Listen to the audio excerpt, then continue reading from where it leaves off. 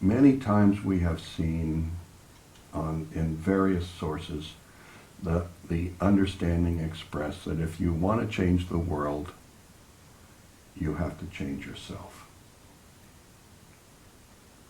And changing ourself, in fact, is the way in which we change the world, because we're totally interconnected in everything, and if we change, our world and the world will change too.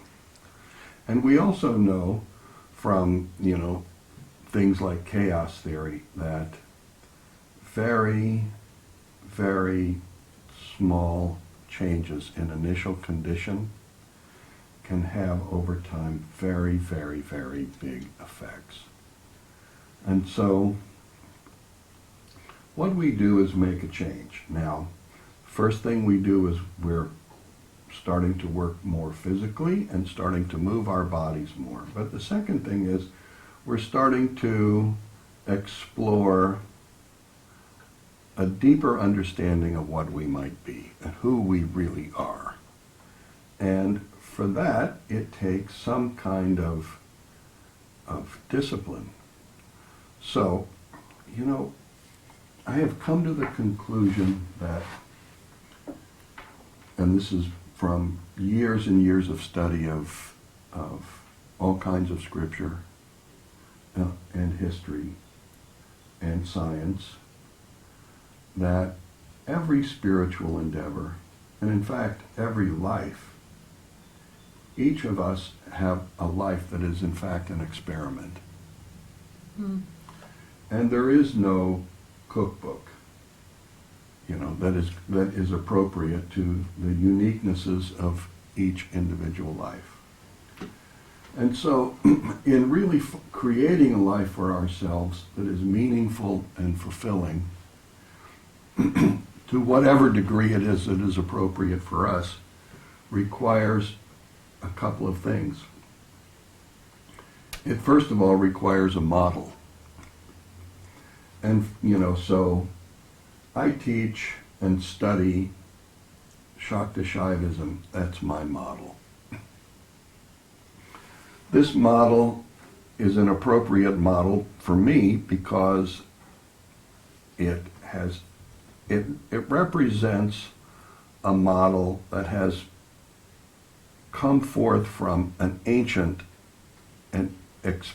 tradition of experimenting. An ancient tradition. And, thousands of years old. And out of this thousands of years of experiments, there have been lots of currents in it that have come and gone. But there are a few things that have endured, and that those elements that have endured and even transcended the specific currents, mm-hmm. to become part of this bigger overarching tradition. Each of those elements is a part of my model. And you chose that model, it sounds like, not for dogmatic reasons, although I think some people would have a hard time understanding that, especially if they have an aversion to religions. But here's why I more completely embrace that model.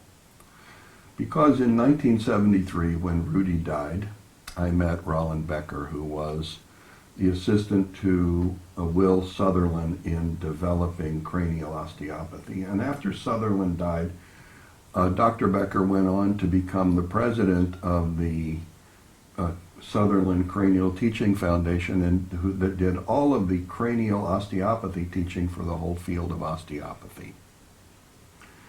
And I met Dr. Becker and we became close friends for the rest of his life. And Dr. Becker's and all of osteopathy's healing modality is based on the fluctuation of the energy within the cerebral spinal fluid. A fluctuation that happens 12 times a minute, every minute, for the life of every single human being. And the osteopaths understood that this fluctuation was the basis of respiratory process in human beings. And that's how you got to Shakti Shaivism. Because, that fluctuation in Shakti Shaivism is called Kundalini. Mm-hmm. And so that meeting with Dr. Becker melded my experience with Rudy of his incredible capacity to transmit, an energy that was totally transforming and awakening, into it transformed that meeting with Rudy into an understanding of how the ultimate creative energy of consciousness itself is expressed as form and function as physiological process. And so, this is going on in every human being irrespective of what they believe. Or what they're doing. Right, it's going on all the time in everybody. So that is my basis for my model. And it is finding the breath of life within myself and cultivating my awareness of that breath of life. That is the basis upon which health, which is ever resident in my body, is expressed, and wellness, which is resident within health, that state of health in my body is fully expressed. And ultimately, whether you call it salvation, the Christians call it salvation, or enlightenment, or nirvana, or liberation, whatever you call it, the ability to see beyond this physical body and this mind and all of its sets of entanglements and limitations, to see the breath of life